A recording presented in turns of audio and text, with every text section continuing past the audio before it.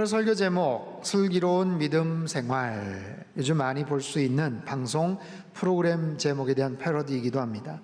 코로나 시대, 뉴 노멀, 새로운 표준의 시대에 우리가 어떻게 믿음 생활을 해야 되는지, 어떤 모습으로 우리가 신앙생활을 해야 되는지에 대한 실제적인 내용들을 슬기로운 믿음 생활이라는 주제를 가지고 말씀을 전하도록 하겠습니다. 오늘은 첫 번째 시간, 가정에 대한 이야기예요. 방주 안에서 잘 지내는 법, 그렇게 제목을 잡았습니다. 오늘 읽은 본문 창세기 7장의 주인공은 노아입니다. 노아의 가족들, 아주 특별한 공간 속에서 아주 특별한 시간을 보내죠. 방주 속에 갇혀서 무려 1년이 넘는 시간을 가족들과 같이 지내게 된 거예요. 그들은 어떻게 그 좁은 공간에서 1년 동안 지낼 수가 있었을까? 자, 먼저 아버지 노아가 어떤 사람인지를 한번 살펴보겠습니다. 창세기 6장 8절에서 10절까지 말씀인데요. 같이 읽죠. 시작. 그러나 노아는 여호와께 은혜를 입었더라. 이것이 노아의 족본이라. 노아는 의인이요 당대의 완전한 자라. 그는 하나님과 동행하였으며 셈과 함과 야벳이라. 자, 성경에 처음 소개되는 노아, 하나님께 은혜를 입은 사람이다 라고 소개를 하고 있어요. 또한 그는 의인이다, 의로운 사람이라는 거죠. 또 당대의 완전한 사람이다, 하나님과 동행했던 사람이고 세 아들의 아버지였다라고 합니다. 저는 특별히 당대의 완전한 사람, 여기에 주목이 되는데, 그 당대, 그 시대는 어떤 시대였습니까? 하나님이 홍수로 다 정말 전멸을 시키고 진멸시키고자 했던 바로 그런 시대. 여러분, 오늘 이 시대와 그 당시를 만약에 비교를 해본다면 어쩌면 오늘 이 시대보다도 훨씬 더 악이 창궐했던 그런 시대였지 않았을까 싶어요. 그런데 그런 시대 속에서도 완전한 사람이다, 하나님과 동행했던 사람이다, 정말 하나님이 주목할 수밖에 없었던 그런 사람 노아에게 하나님께서 아주 특별한 프로젝트를 맡기시죠. 그가 받았던 엄청난 미션, 그것은 무엇이었습니까? 거대한 방주를 제작하는 일입니다. 집을 한 채 만들어라, 야 농장을 한번 멋지게 꾸며보렴, 그것도 아니고 방주입니다. 길이가 300규빗, 길이가 약 130m, 폭이 50규빗, 한 22m 됩니다. 높이가 30규빗, 높이가 13m 되는 거대한 축구장보다도 훨씬 더 큰 사이즈의 방주, 그 엄청난 방주를 노아는 만들어냅니다. 하나님 말씀대로 순종을 하는 거죠.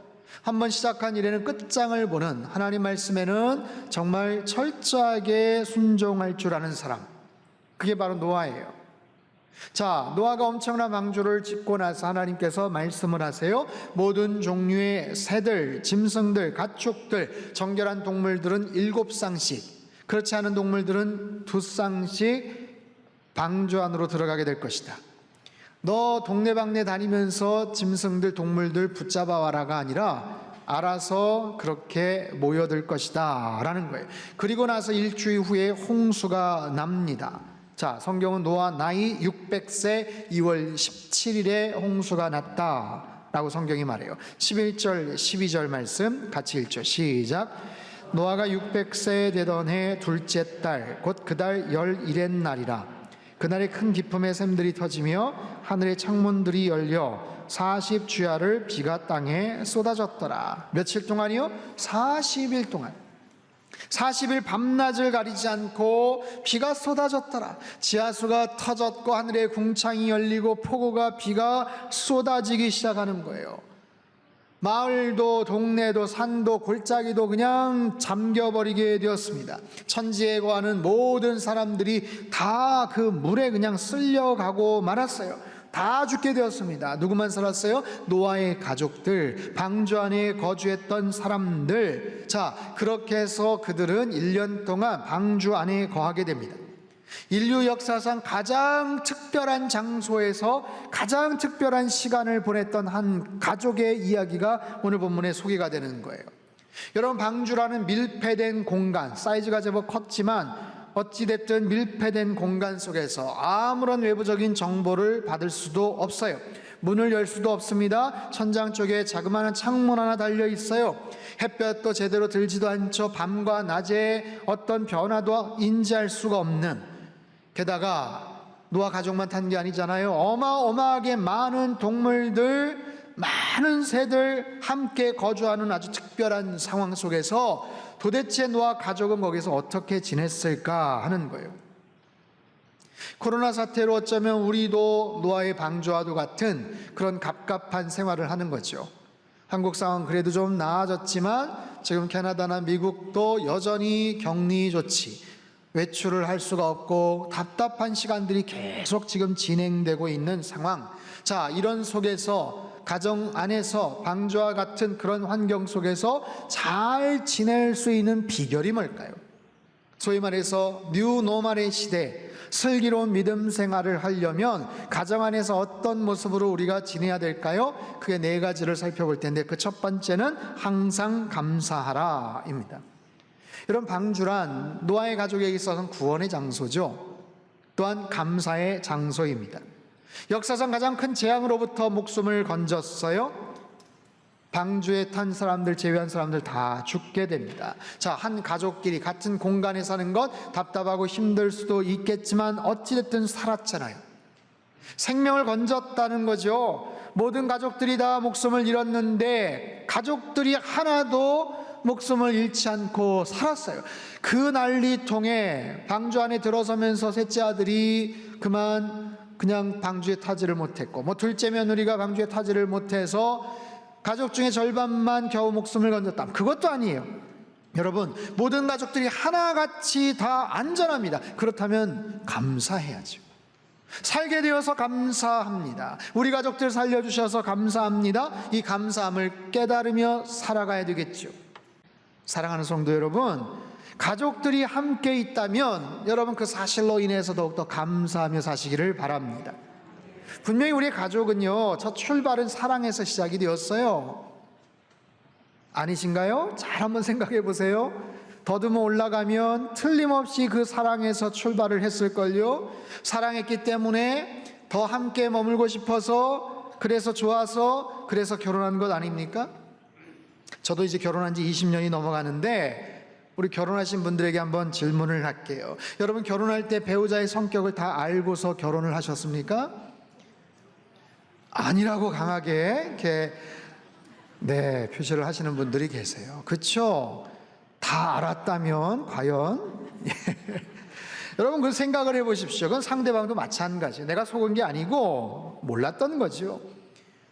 상대방이 배우자가 변했어. 아니요, 변한 게 아니라 나 맞춰주려고, 내 성격 맞춰주려고 서로 적응이 되어가는 거겠죠. 이건 부부와의 관계만이 아니에요. 우리 어린 자녀들 태어났을 때, 아이 태어났을 때 여러분 속상하신 분 계세요? 마음 아픈 분 계세요? 그렇지 않을 거예요. 얼마나 설레이고 정말 가슴 벅차고 사랑스럽고 흥분이 되고 좋았겠어요. 그 아기가 요즘은 어떻습니까? 요즘은 마음 상하고 상처를 주고받고 그 자녀로 인해서 속을 썩기도 하고, 사춘기의 아이들 도대체 왜 그렇게 말을 듣지를 않는지, 방문은 왜 이렇게 꽝 닫는지, 방은 들어가 보면 엉망진창으로 해놓는지, 먹은 거 좀 치우지도 않고, 이야기하면 맨날 딴소리하고 게을러 터져 있고, 도대체에게는 누굴 닮아서 그럴까요? 생각해 보십시오. 누굴 닮아서 도대체 그런 것인지. 그럼에도 건강해줘서 참 고맙다. 같이 얼굴 볼 수 있어서 참 고맙다. 그래도 가족이어서 참 감사한 거예요.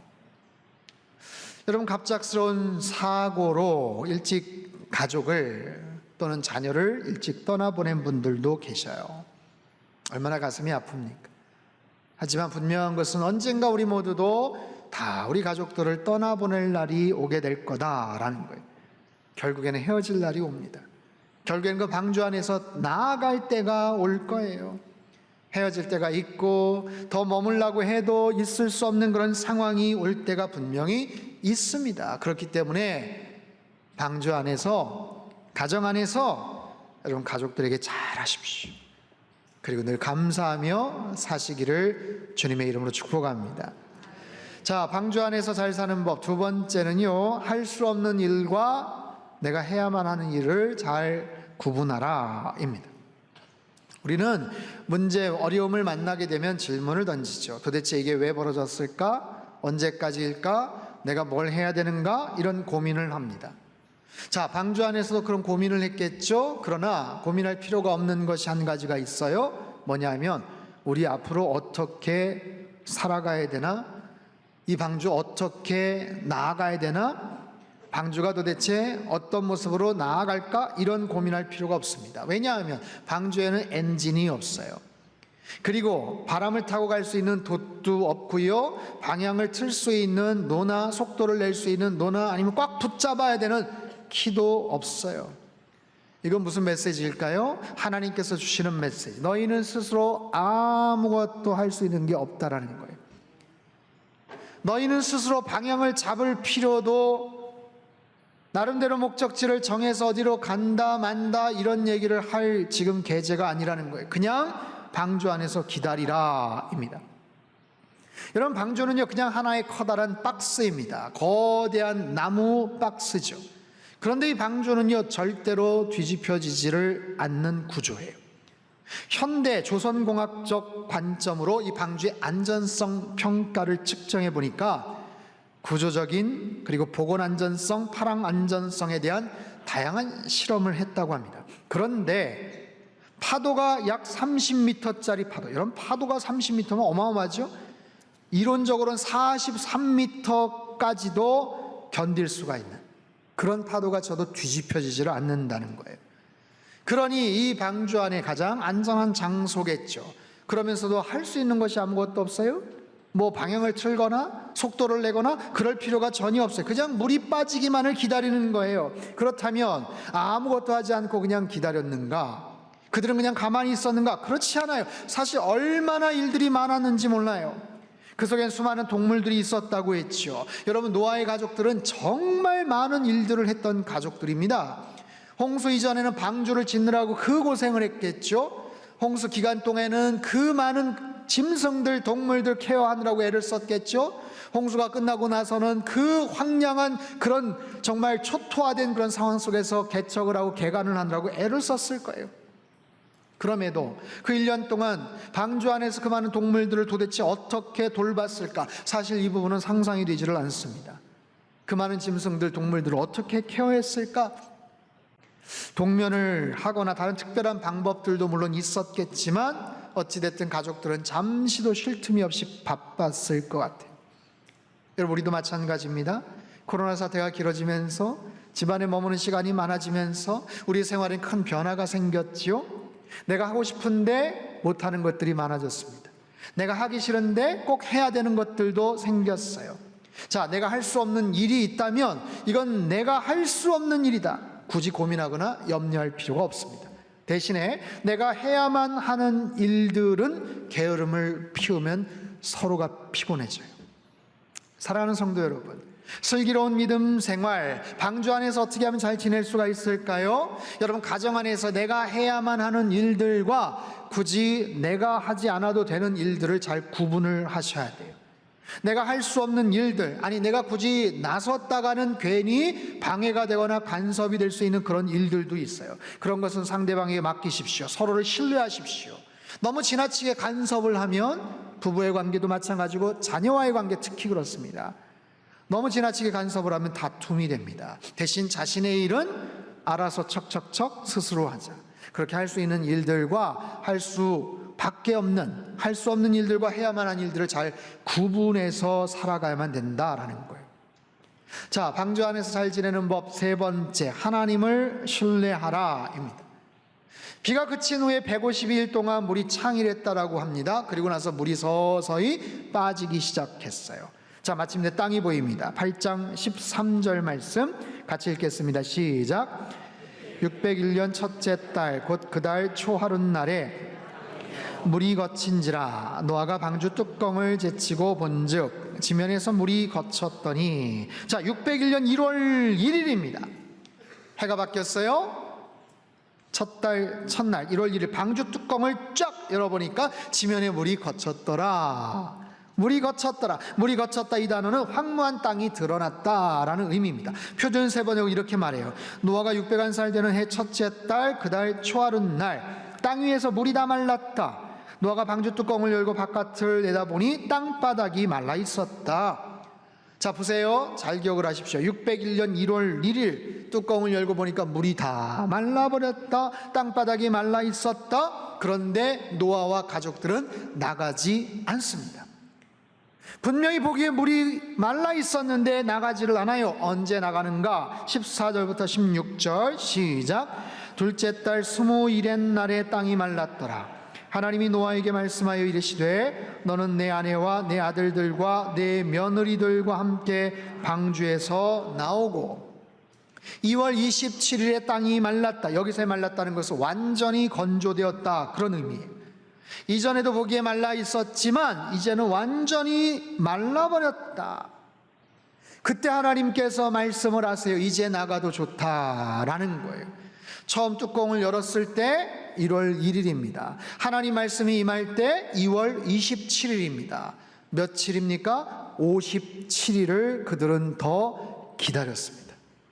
방주 안에서 57일, 2달 가까이를 더 기다렸다라는 거예요. 여러분, 저는 말씀을 준비하면서 이 부분에 참 감동을 받은 게 뭐냐 하면 하나님께서 이때 그 날짜까지도 정확하게 기록을 하시는 이유가 뭘까?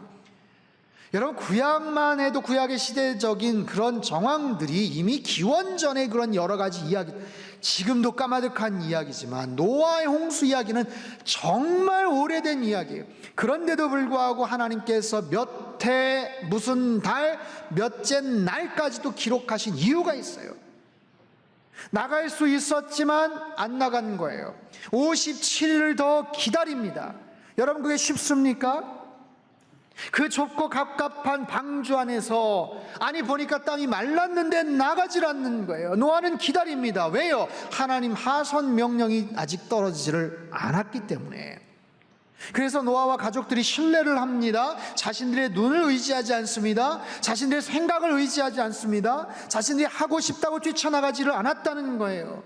여러분, 노아의 가족은 함께 방주를 지었겠죠. 함께 방주 안에 거하면서 함께 가축들을 돌봤겠죠. 그리고 함께 기다렸어요. 그것이 가능했던 이유는 뭘까요? 아버지 노아의 영적 권위 때문입니다.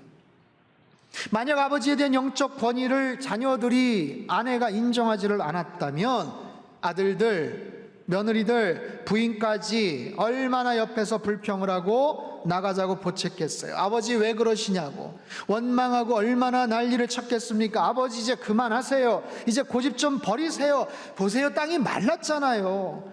이제 나가자고요. 답답해서 못 견디겠어요. 아버지 싫으면 저희만이라도 나갈 테니까. 여러분, 얼마든지 가능한 대화가 아니겠어요?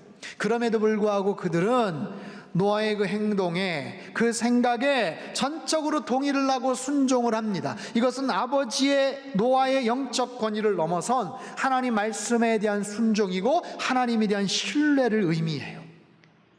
여러분, 우리의 가정 안에, 우리의 아버지들에게, 우리 부모님들에게 이런 영적 권위와 리더십이 있게 되기를 주님의 이름으로 축원합니다.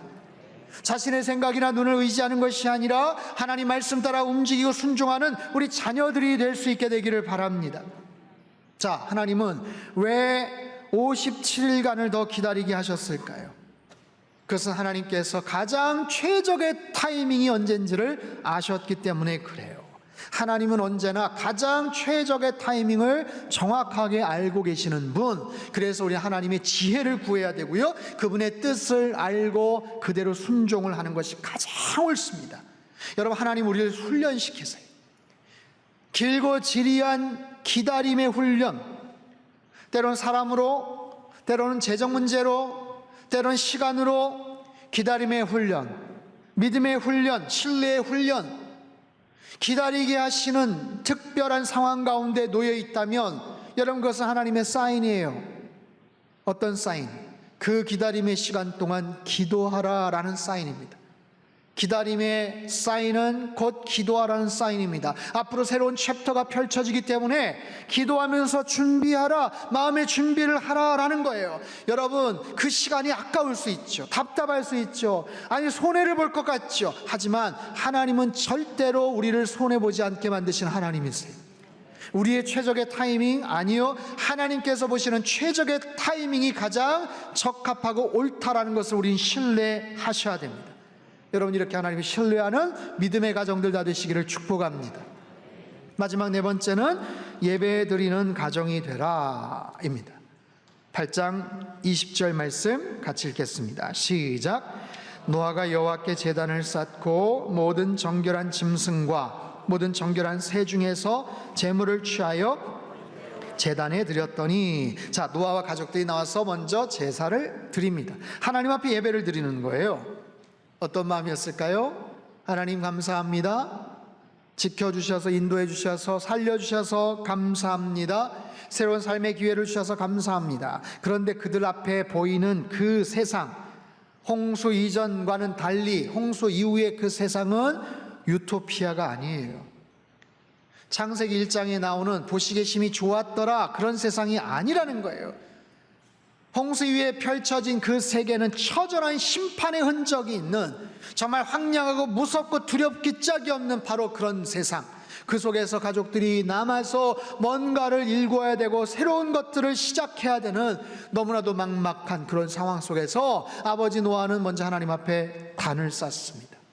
식수를 마련하지 않고 집을 만들지 않고 먼저 예배를 드립니다. 갑갑한 그 방주 안에서 나가면 하고 싶은 것들이 많았을 텐데 다른 어떤 것보다 먼저 예배를 드리는 거예요.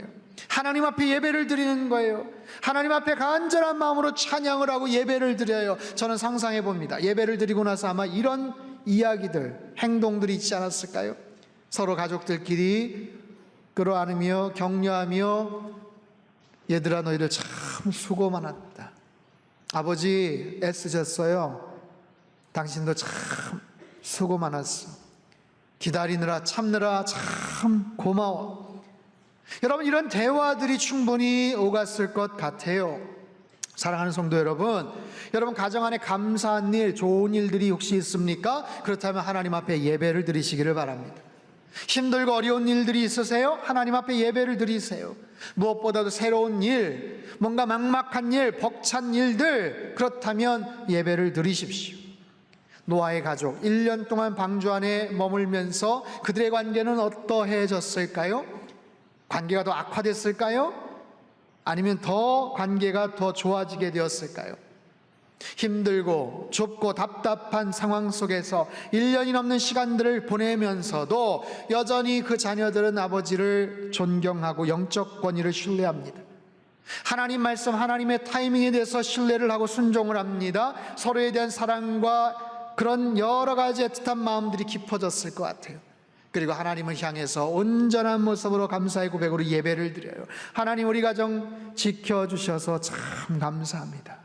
정말 힘들었거든요.